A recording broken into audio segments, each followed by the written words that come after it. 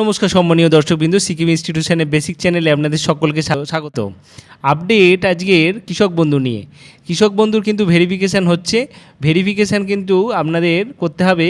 আপনি একটি official notice নিয়ে এসেছি department of agriculture, government of West Bengal, কৃষি বিভাগ, পশ্চিমবঙ্গ সরকার। এটা তথ্য পুনর্যাচাইকরণ মানে রিভেরিফিকেশান হতে চলেছে। কাদের না, যে সকল কৃষক বন্ধু প্রকল্পের উপভোক্তা অথচ পিএম কিষাণ নামক প্রকল্পে নথিভুক্ত করেননি, আবেদন করেননি, তথ্য পুনর্যাচাইকরণ বা রিভেরিফিকেশান হবে। তা পিএম কিষাণ প্রকল্পে নাম নেই, ঠিক আছে, কৃষক বন্ধু পায় কিন্তু পিএম কিষাণের নাম নেই, শুধুমাত্র তারা ভেরিফিকেশান করবেন। মানে পিএম কিষাণ আপনারা যদি পেয়ে থাকেন তাহলে কিন্তু আর ভেরিফিকেশান করার দরকার নেই। তাহলে কি হবে, তাহলে পিএম কিষাণ থেকে আপনাদের তথ্যটা নিয়ে আপনাদের রিভেরিফিকেশান হয়ে যাবে। তো চলুন নোটিশটা কি বলছে একটু দেখে নেওয়া যাক। নোটিশে বলছে কী প্রয়োজনীয় তথ্য, সেটা সবথেকে বড় ব্যাপার। এক হচ্ছে ভোটার কার্ড লাগবে, দ্বিতীয় হচ্ছে আধার কার্ডের জেরক্স লাগবে, আধার কার্ড লিঙ্কড মোবাইল নাম্বারটা লাগবে।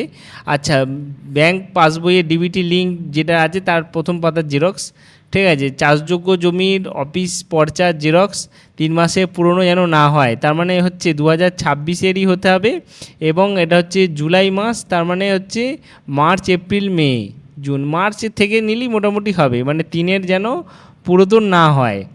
আচ্ছা, তারপর হচ্ছে ভোটার তালিকায় 2026 সালের প্রথম পাতা যে ওখানে পার্ট নম্বর দেওয়া আছে এবং যে পাতায় চাষির নাম, সিরিয়াল নম্বর, ছবি দেওয়া আছে তার জেরক্স। এটা আপনি ভোটার যে সাইটটা রয়েছে ইসিআই এর ওয়েবসাইট থেকে আপনারা কিন্তু নিতে পারবেন। সেটার ভিডিও কিন্তু আমি এক্ষুনি আপনাকে দেখিয়ে দিচ্ছি। অনুগ্রহ করে নথি করা ভেরিফিকেশান ফর্মের প্রথম পাতার জেরক্স করে নিয়ে আসবে, মানে আপনাকে ওটা রিসিভ কপি দেবে, ঠিক আছে। তার মানে যে ফর্মটা, সেই ফর্মটার কিন্তু আপনারা প্রথম পাতাটা জেরক্স করে নিয়ে যাবেন।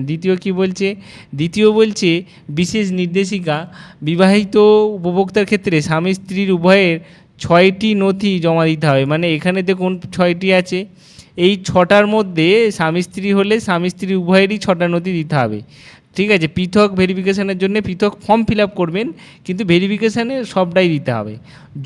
জমা দেওয়া সকল নথিতে আবেদনকারীকে অবশ্যই স্বাক্ষর অথবা টিপসই প্রদান করতে হবে। নথিপত্র জমা দিতে হবে এবং পুনর্যাচাইকরণ হওয়া অবধি আপনাকে সহযোগিতা করতে হবে।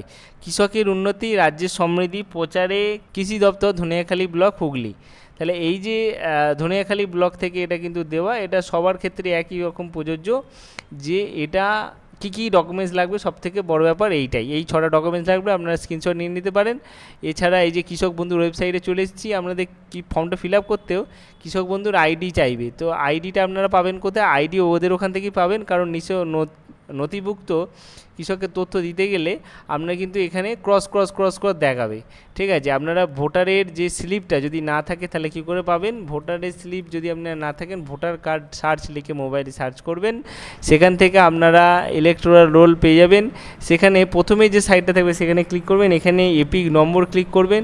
এপিক নম্বর দেওয়ার পর এখানে স্টেট দেবেন একদম হচ্ছে ওয়েস্ট বেঙ্গল, এবং এখানে ক্যাপচা দেওয়ার পর দেখুন এখানে সিরিয়াল নম্বর এখানে ইনপুট করার পর ভোটার কার্ড নম্বরটা এখানে কিন্তু part number, polling number, serial number সব চলে এসছে, ঠিক আছে। এখানে আমরা ভিউ ডিটেলসে গেলেই যে ডিটেলস আমরা পাবো এইটাকেই আপনি প্রিন্ট করে নেবেন।